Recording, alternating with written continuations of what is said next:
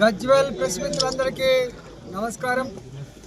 ఇంతకుముందు మా పార్లమెంట్ సభ్యులు రఘునందన్ గారు చెప్పినట్టుగా ఇంత దుర్మార్గమైన బాధ్యత లేని ప్రభుత్వాన్ని మేము ఇప్పుడు చూడలేదని చెప్పి ఎక్కడ పోయినా రైతులు శాపనార్థాలు పెడుతున్నారు.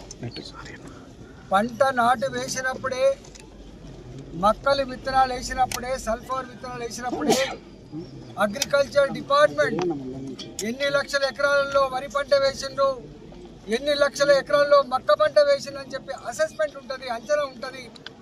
దాన్ని బట్టి ఇవాళ ట్రాన్స్పోర్ట్ వ్యవస్థ కానీ, గన్నీ బ్యాగుల వ్యవస్థ కానీ, అదేవిధంగా గోడౌన్స్ వ్యవస్థ కానీ, హమాలీల వ్యవస్థ కానీ ఇవన్నీ కూడా ముందే చూసుకుంటారు.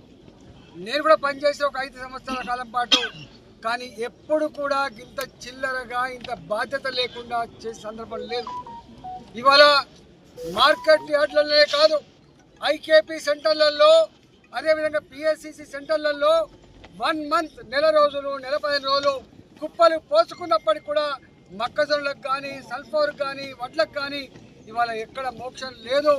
ఎక్కడ పోయినా కూడా శాపనార్థాలు తప్ప ఇంకోట్లేదు. కాబట్టి మేము ఒకటే హెచ్చరిస్తూ ఉన్న ఈ ప్రభుత్వానికి, మీరు పూర్తిగా విఫలమైంది కాబట్టి వర్షం వచ్చే ప్రమాదం ఉంది కాబట్టి, జూన్ మంత్లో ఎంటర్ కాబోతున్నాం కాబట్టి వాళ్ళ రక్తాన్ని చెమటగా మార్చి 6 కాలం కష్టపడి పండించిన పంట వాళ్ళ కళ్ళ ముందే నీళ్ల పాలైతే చూసి భరించలేరు. కాబట్టి రైతుల కళ్ళల్లో ఇవాళ నీళ్లు చూలు తిరుగుతున్నాయి. కాబట్టి తక్షణమే మీరు యుద్ధ ప్రాతిపదికమైన లారీలు పెట్టి, హమాలీలు పెట్టి, బస్తాలు తెచ్చి ట్రాన్స్పోర్ట్ వ్యవస్థతో మాట్లాడి ఇవి గోడౌన్లలో లేదా రైస్ మిల్లలో వెంటనే నింపుకోవాలని చెప్పి మేము హెచ్చరిస్తూ ఉన్నాం.